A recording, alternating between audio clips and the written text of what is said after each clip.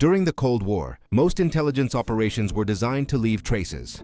Even failed ones produced consequences, arrests, diplomatic protests, shifts in posture. But there were rare cases where an operation unfolded, achieved its objective, and then vanished from official history entirely. One such operation was never acknowledged by either side.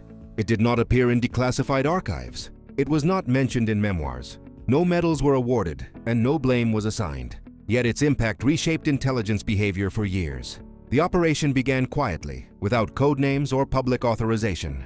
It emerged from a convergence of assumptions rather than a single decision. Intelligence analysts identified a vulnerability, subtle, structural, and difficult to prove. Acting on it required no agents crossing borders and no dramatic action. Only patience. The objective was not sabotage. It was influence. At the time, both sides of the Cold War were obsessed with detection. Surveillance focused on movement, communication, and presence. This operation exploited a different blind spot: interpretation. It targeted how intelligence systems understood routine behavior. The plan was simple in concept and dangerous in execution. By behaving consistently, predictably, and without escalation, the operation aimed to deny analysts the anomalies they relied on. Without anomalies, threat models weakened. Without threat models, urgency faded. This approach ran counter to decades of doctrine. Intelligence agencies expected deception, not restraint. They trained for manipulation, not absence. That made the operation difficult to detect and even harder to explain. Internally, some analysts noticed the shift. Patterns no longer produced conclusions. Alerts failed to escalate. Reports grew cautious. But without evidence of hostile action, concerns remained theoretical. The operation succeeded not because it concealed activity, but because it removed expectation. What made it especially dangerous was plausibility. Every action aligned with routine. Nothing could be proven intentional. The opposing side could not accuse without revealing its own assumptions. As months passed, the effect compounded. Decision-makers grew less reactive. Interpretation slowed. Internal debates replaced urgency. The system adjusted without ever acknowledging why. This was the moment when the operation crossed a threshold. It no longer needed to continue actively. Its influence was embedded. From the outside, nothing had changed. No crisis occurred. No agreement was signed. But inside intelligence institutions, something fundamental shifted. Confidence in escalation logic weakened. Certainty became harder to justify. The operation had achieved its goal, and that was precisely why it could never be acknowledged. To admit its existence would require admitting vulnerability. It would expose how easily interpretation could be shaped without force or deception. It would challenge the belief that intelligence superiority depended on action rather than restraint. So the operation disappeared. It left no documents, only behavior. No confirmation, only memory. It existed in the space between what happened and what could be proven. Historians would later search for evidence and find none. Analysts would recall a period of unexplained calm, but struggle to define its cause. Official records would remain silent. The operation had not failed. It had succeeded too quietly. And in the Cold War, the most effective operations were often the ones that could never be named. As the operation continued, its greatest strength became its invisibility. There were no active measures to intercept, disrupt, or deceive. Instead, the intelligence environment was slowly reshaped through consistency. What analysts expected to fluctuate remained stable. What was supposed to escalate did not. Inside intelligence headquarters, this created discomfort. Systems designed to detect threat relied on deviation. They searched for spikes, changes, irregularities. When none appeared, analysis stalled. Routine activity no longer produced insight. Reports became repetitive, cautious, and inconclusive. This was not failure. It was confusion. Analysts began questioning their own frameworks. If nothing unusual was happening, did that mean stability or concealment? Without anomalies, there was no way to test intent. The absence of signals became a signal itself, but one that resisted interpretation. Some analysts argued that restraint was deliberate. Others insisted it was preparation masked by discipline. The lack of evidence fueled disagreement rather than consensus. Internal confidence fractured quietly. The operation anticipated this reaction. By refusing to provide interpretive friction, it forced the opposing system to argue with itself. Each department produced slightly different conclusions. None could be disproven. None could be confirmed. Decision-makers received analysis without direction. Over time, this eroded urgency. Briefings that once demanded attention now required explanation. Alerts were reviewed repeatedly without escalation. Language softened. Probability replaced warning. The system adjusted its posture without realizing it was being adjusted. What made the situation extraordinary was that no one could point to a cause. There was no incident to cite, no intelligence breakthrough to credit. The shift occurred through accumulation, not action. Internally, intelligence leaders grew uneasy. Calm without clarity felt unnatural, but escalation without evidence was unjustifiable. The system hovered between suspicion and restraint. Attempts were made to provoke confirmation indirectly. Minor changes in posture, limited exposure, controlled tests. Each time the response was muted. No clear reaction followed. The operation absorbed these probes without deviation. This reinforced uncertainty. At this stage, the operation no longer required coordination. It had become self-sustaining. The opposing intelligence system had internalized caution. Escalation logic weakened not because it was disproven, but because it lacked fuel. The most unsettling realization came gradually. The intelligence system had lost confidence not in the adversary, but in its own conclusions. Analysts trusted their data, but not their interpretations. That hesitation slowed decision-making across the board. From the outside, the period appeared uneventful. From the inside, it was deeply destabilizing. The operation had achieved influence without interference. It had altered behavior without confrontation, and it had done so without creating evidence that could be examined or debated. This was why it could never be acknowledged. Acknowledgment would require admitting that interpretation could be shaped through absence, that restraint could be more influential than deception, that intelligent superiority could be undermined without intrusion. The operation left no trail because it did not need one. It existed only in the effect it produced, and as long as no one could prove it had happened, it continued to work. As uncertainty deepened, the intelligence system began compensating in ways that revealed its vulnerability. Analysts did not stop working. They worked more. Reports multiplied. Cross-checks expanded. Reviews lengthened. The volume of analysis increased, but clarity did not. This was the paradox the operation relied on. More data produced less confidence. Each additional assessment introduced new caveats. Each caveat weakened urgency. Decision-makers received thicker briefings with fewer conclusions. The system was active, disciplined, and increasingly hesitant. What alarmed senior officials was not inactivity, but indecision. Intelligence agencies were built to support action. When analysis failed to converge, leadership sensed risk. But acting without convergence felt reckless. The operation exploited this tension by ensuring convergence never arrived. Some departments attempted to break the deadlock by revisiting historical analogies. Past crises were re-examined. Patterns were compared. But history offered no clear parallel. The operation was doing nothing, and that made it unprecedented.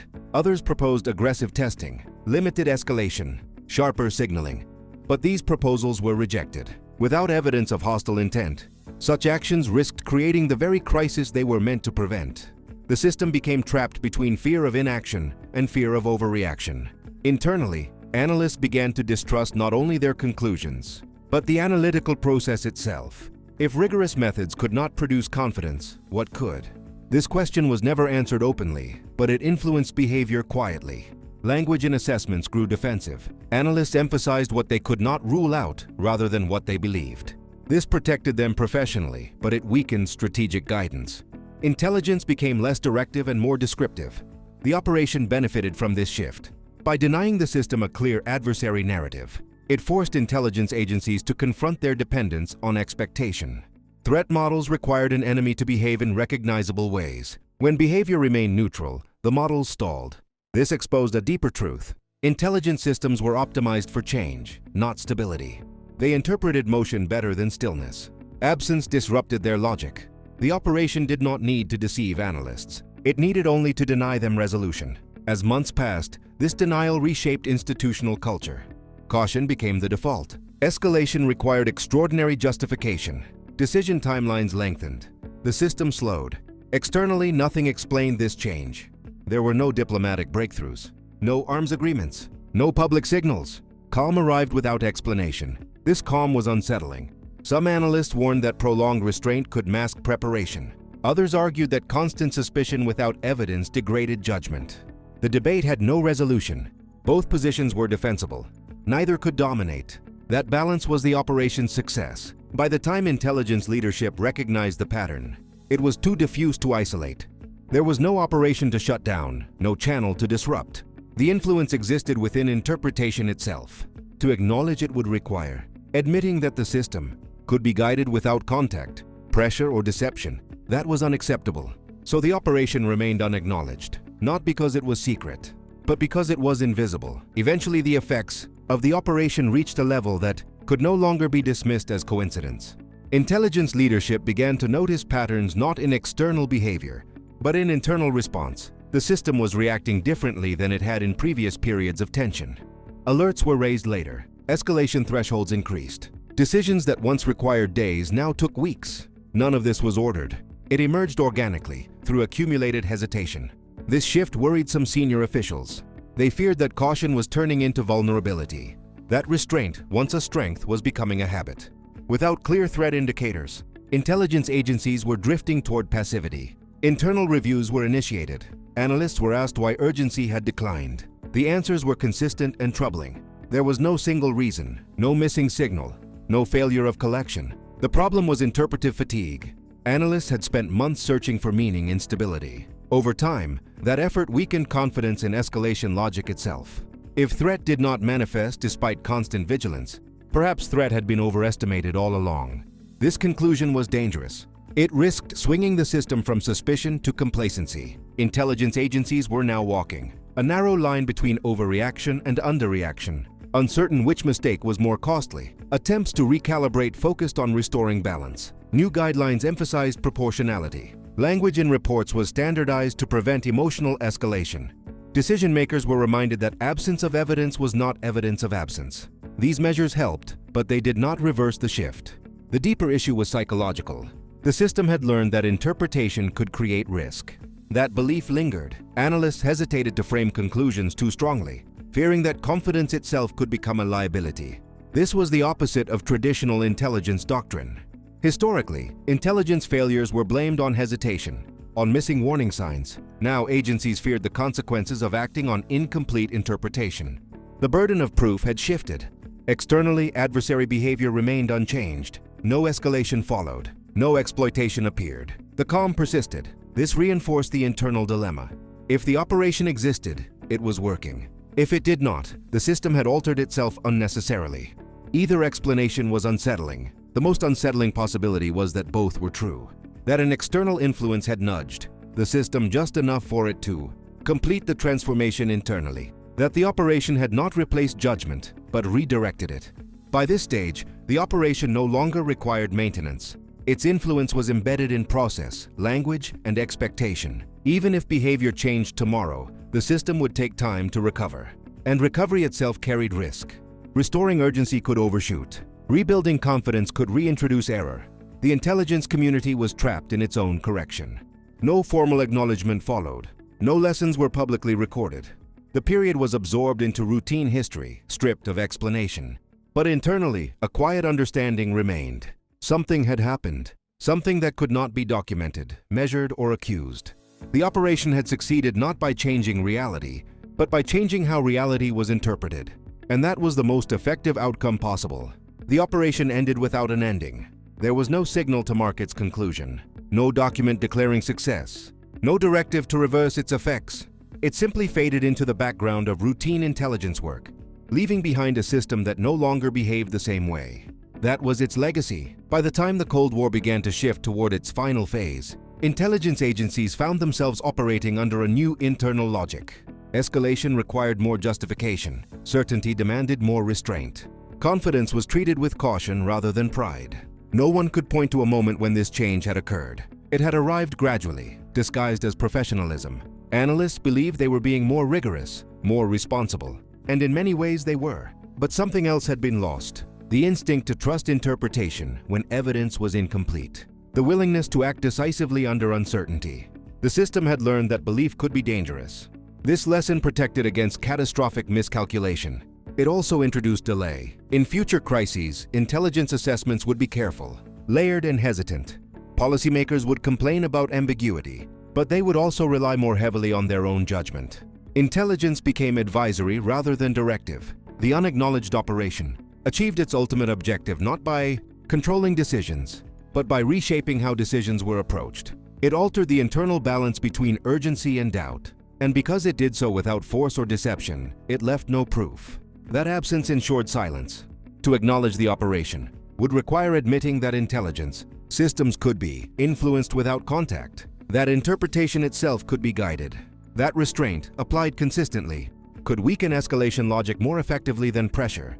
Such an admission was unacceptable, so the operation remained unnamed. Historians would later debate periods of unexplained calm. Analysts would recall a shift in tone they could not fully explain. Official records would offer no answers. The operation existed only in its effect, and that was enough. In the end, the Cold War did not conclude with the crisis this operation helped prevent. It ended through exhaustion, negotiation, and change. But the lesson endured. Not every victory requires recognition. Not every operation leaves evidence. And not every influence can be traced back to action. Sometimes the most decisive move is to do nothing, consistently, deliberately, and long enough for the other side to change itself. That was the operation that was never acknowledged. Not because it failed, but because it worked.